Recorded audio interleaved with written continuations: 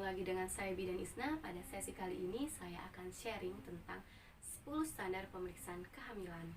Nah, pada masa kehamilan adalah masa yang tepat untuk memperhatikan kesehatan anak, mulai dari dalam kandungan atau sejak janin. Nah, oleh karena itu penting banget untuk memperhatikan banyak hal untuk memastikan agar kesehatan ibunya terjaga dan pertumbuhan serta perkembangannya optimal. Standar pemeriksaan kehamilan yang pertama adalah pengukuran tinggi badan dan penimbangan berat badan. Pengukuran tinggi badan ini dilakukan pada pertama kali pemeriksaan. Nah, pengukuran tinggi badan ini jika ibu hamil tinggi badan kurang dari 145 cm, beresiko untuk CPD atau panggul sempit sehingga kemungkinan untuk melahirkan secara normal minimal. Minim. Untuk pengukuran berat badan ini dilakukan setiap kali pemeriksaan untuk memastikan nutrisi yang didapat oleh ibu dan janin itu cukup. Lalu pemeriksaan tekanan darah yang bertujuan untuk memastikan apakah tensi ibu hamil normal atau tidak. Lalu yang ketiga ada pengukuran lila atau lingkar lengan atas. Pengukuran lila ini atau lingkar lengan atas ini bertujuan untuk mengetahui status gizi ibu hamil. Jika status lila ibu hamil kurang dari 23,5 cm, artinya ibu hamil mengalami kek atau kekurangan energi kronis, sehingga akan berisiko terjadinya pertumbuhan janin terhambat dan berisiko melahirkan anak stunting.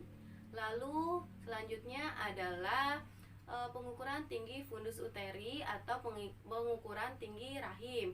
Biasanya ibu-ibu tahu ketika diukur tinggi perutnya menggunakan meteran atau metlin. Ini bertujuan untuk memastikan apakah usia kehamilan dan tinggi perut sesuai.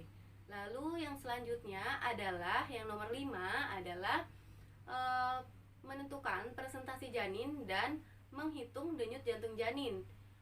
Menentukan presentasi janin ini dilakukan untuk memastikan apakah posisinya sesuai atau tidak, bagian bawah kepala atau bukan, bagian kanan kiri apa, punggung atau ekstremitas atau bokong atau apa ya. Nanti bisa dikonsultasikan ke dokter kandungan. Lalu selanjutnya penghitungan denyut jantung janin.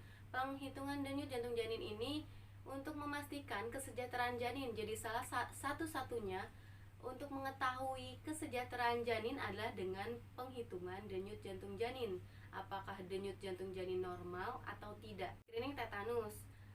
Tetanus ini dilakukan selama 5 kali dengan perlindungannya seumur hidup. Jadi jika ibu hamil atau caten sudah mendapatkan tetanus pertama, jarak 1 bulan untuk melakukan tetanus yang kedua, dan jarak 6 bulan tetanus ketiga, lalu 1 tahun untuk tetanus keempat dan kelima. Dan jika sudah tetanus kelima, artinya sudah mendapatkan perlindungan seumur hidup dan tidak perlu dilakukan penyuntikan tetanus lagi atau melakukan penyuntikan vaksin tetanus lagi. Pemberian tablet tambah darah ini dilakukan mulai awal kehamilan. Diminum pada malam hari sebelum tidur. Mengapa? Karena tablet tambah darah ini baunya tidak enak sehingga menimbulkan mual. Lalu selanjutnya yang ke-8 adalah pemeriksaan laboratorium. Pemeriksaan laboratorium ini sangat penting dilakukan pada awal kehamilan dan pada trimester ketiga. Mengapa? Pada awal kehamilan kita harus memastikan apakah ibu hamil sehat atau tidak, kadar HB-nya bagaimana, hepatitis atau tidak, sipilis atau tidak, HIV atau tidak, adakah protein urin dan reduksi urin atau tidak. Sehingga ketika diketahui ada penyakit penyerta lain bisa kita konsultasikan ke dokter terkait.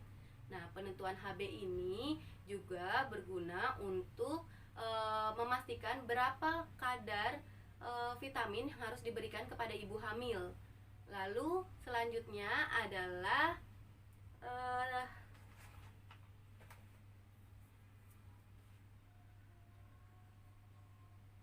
yang ke-9 adalah konseling dan penjelasan.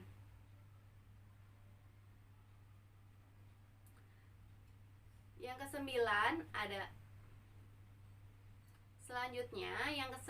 adalah konseling.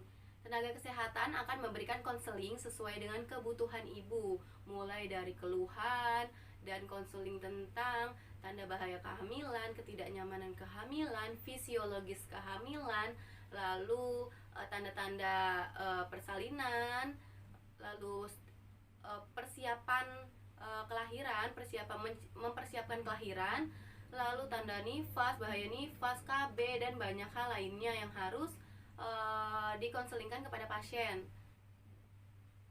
Yang kesembilan adalah konseling. Nah, konseling ini diberikan sesuai kebutuhan pasien, sesuai dengan keluhan pasien. Yang ke-10 adalah tata laksana dan pengobatan. Ini dilakukan dari ke-9 item tersebut, dari mulai tinggi badan, berat badan, lalu tensi, tinggi rahim dan denyut jantung, lalu pemeriksaan lab dan lainnya, akan bisa dilakukan tata laksana sesuai dengan kondisi pasien, sehingga hasilnya akan menjadi optimal untuk mengurangi angka kematian ibu dan angka kematian janin, seperti itu. Nah, dari 10 standar ini saya berharap bunda-bunda telah mendapatkan pemeriksaan secara optimal, pemeriksaan sesuai dengan standar. Mau bunda pemeriksaannya ke bidan praktik, rumah sakit, puskesmas, atau dimanapun, yang terpenting adalah pemeriksaannya sesuai dengan standar. Nah, saya harap informasinya bisa bermanfaat. Kurang lebihnya saya mohon maaf. Bye-bye, bertemu lagi minggu depan.